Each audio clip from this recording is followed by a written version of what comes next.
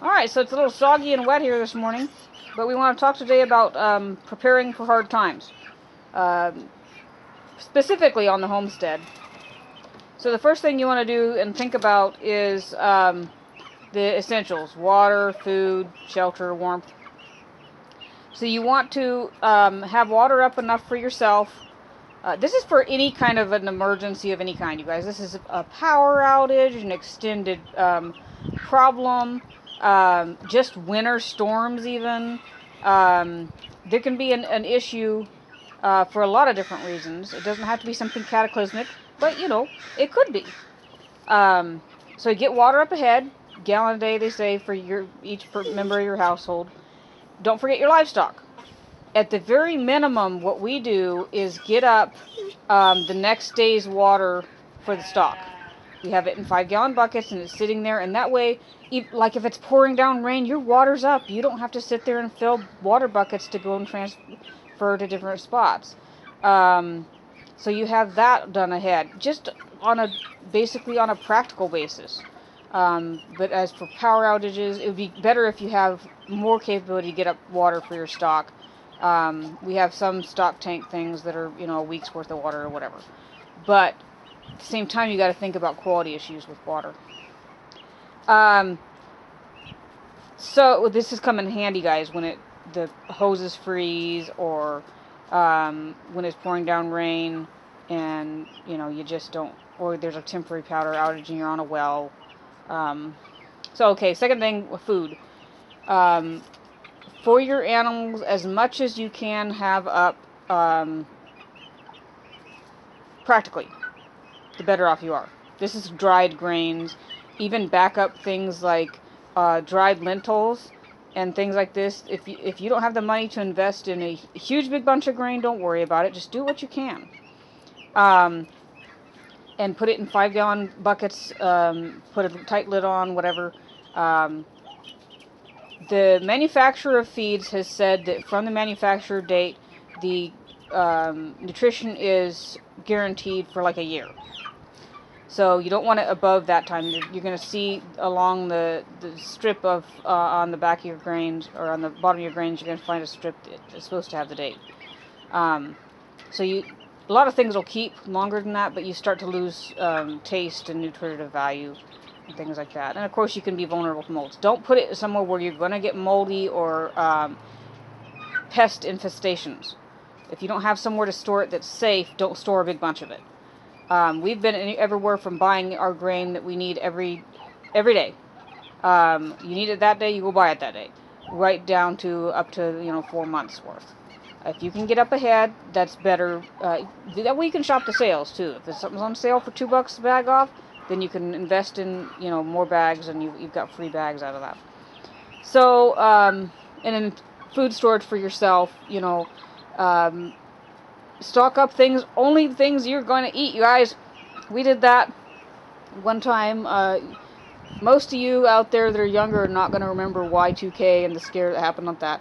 Okay, so during that, we bought up a bunch of canned potatoes that they were awful, and we wouldn't have eaten them. So stock up on stuff you're going to eat, and stock up on stuff that stays good longer. Flour, they say, only stays good for a year. All these things are also temperature dependent, how long they stay good. So you can, very good websites and very good information out there on how long different grains stay good. So go and look that up. Do your research. Okay, so also keep a garden. If you're not gardening now, get prepared to garden. And can out of that garden. On an excellent year, we're canning 150 quarts of green beans. That stays, that's good for a couple years. You don't have to can for a couple years, but we do. So every year we have a garden and we can out of it. This year we've done not as good. We've got 50 quarts of green beans and 50 quarts of carrots. But it's still really good. That'll still hold us. So if we have a bad crop next year, then we aren't so worried. Okay, so also on a practical level, learn skills that you may need from those who know them. Make sure the person knows what they're doing, as far as you can. learn canning, home canning, learn primitive skills, learn butcher, so that you're versatile when the hard times come. Okay, so speaking of butcher, limit your stock coming toward winter. Particularly, this is something that homesteaders always do. You're eliminating stock. This does not mean giving away, you guys. A lot of people do that. You drive down the price of the market. You hurt everybody, including yourself later. That doesn't mean give away. Most of these here are young roosters. Okay, so those are going to be harvested. We're not going to leave them over the winter to be eaters. We're going to harvest them and put them in the freezer. Now, that having been said, we try to keep some stock that's overstock on hand. Not a lot.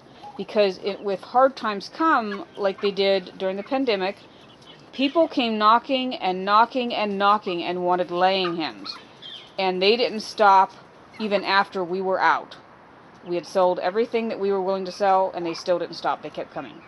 So have some stock, like chickens, have some extra layers that are good layers, not bad ones, on hand. So that you have something to sell. Or, if your freezer goes out, you have something to harvest fresh if you need meat. And it also have enough to share, you guys, because that's important too in hard times, because we, as homesteaders, we're blessed with typically an overabundance. I had one student that was asking me, is there enough when you're homesteading? And she was experiencing food insecurity. And I said, honey, there's typically lots when you're homesteading, and you're vigilant to put things away, to can. Okay, so all this having been said, do not put your faith in your storage and in your stock and in your things that you've put up, because inevitably, when these things fail, you will fall. Okay, so we're born again Christians, and there's a scripture in Psalm 37 that says, I've been young and now I'm old, and I've never seen the righteous forsaken, nor his children begging bread. Okay, so what that means is God will look out for his own. Now, that doesn't mean you're going to have everything you want, or everything's going to be perfect. We're talking about Christians suffer just like everybody else, sometimes more, because it refines. But he does take care of us, and we see it every single day. If anybody is watching, you know that we've seen miracles happen to feed us, feed the animals, and keep going what we have here. So then in Habakkuk, chapter 3, yes, I'm going to give you scripture. It talks about even if the crops fail, we're talking about all the crops, none of them have flowered, the crops as far as even livestock has failed, then I will still rejoice in the Lord. And this is why you don't want to have all your faith in all these things, because where are your stores in hard times? If you're in an earthquake or a tornado or a hurricane, where is all the stuff they told you to stock up? Okay, and you've lost everything. So don't rely strictly on that. I would recommend a firm reliance on the Lord, because that's the only safe place to put your faith and stock in. And that's been my 2 cents on being prepared for hard times.